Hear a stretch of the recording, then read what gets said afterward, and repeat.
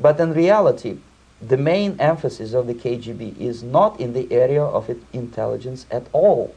According to my opinion and opinion of many defectors of my caliber, only about 15% of time, money, and manpower is spent on espionage as such. The other 85% is a slow process which we call either ideological subversion or active measures, активные мероприятия in the language of the KGB, or psychological warfare.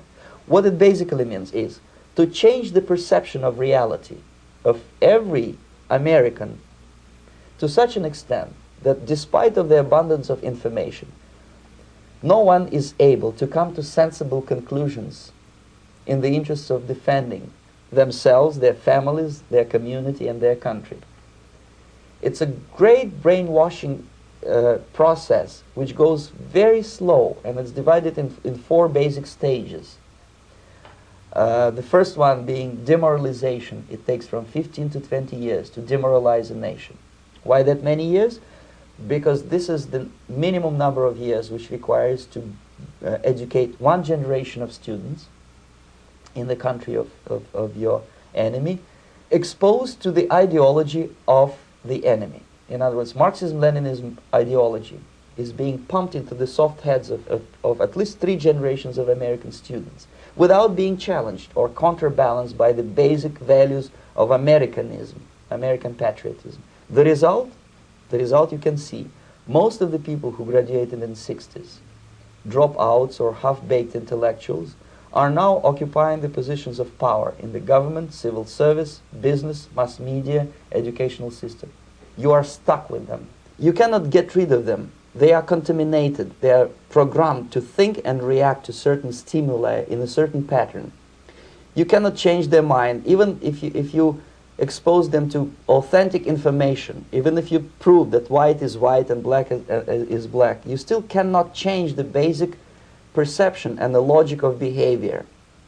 In other words, these people, the process of demoralization is complete and irreversible.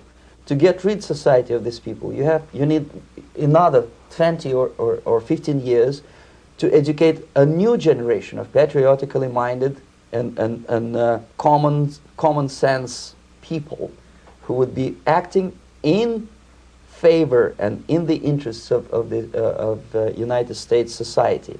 And yet these people who've been programmed and, as you say, in place, and Yes. who are favorable to an opening with the Soviet concept, these are the very people who would be marked for extermination in this country? Most of them, yes. Simply because the psychological shock when they will see in future what the beautiful society of equality and social justice means in practice, obviously they will revolt.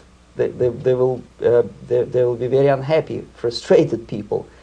And the Marxist-Leninist regime does not tolerate these people. Obviously they will join the links of dissenters, dissidents. Unlike in present United States, there will be no place for dissent in future Marxist-Leninist America. Here you can get popular like Daniel Ellsberg and filthy rich like Jane Fonda for being dissident, for criticizing your Pentagon. In future, these people will be simply squashed like cockroaches. Nobody is going to pay them nothing for their beautiful, noble ideas of equality. This they don't understand, and it will be greatest shock for them, of course. The demoralization process in the United States is basically completed already.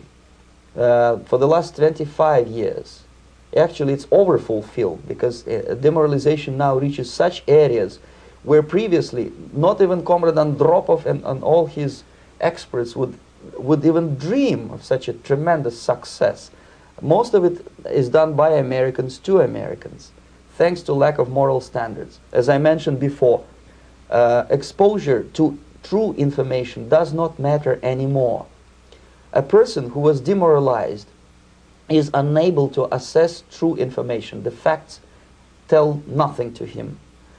Even if I shower him with information, with authentic proof, with documents, with pictures, even if I take him by force to the Soviet Union and show him concentration camp, he will refuse to believe it until he is going to receive a kick in his fat bottom. When a military boot crashes his, then he will understand, but not before that. That's the tragic of the situation of demoralization.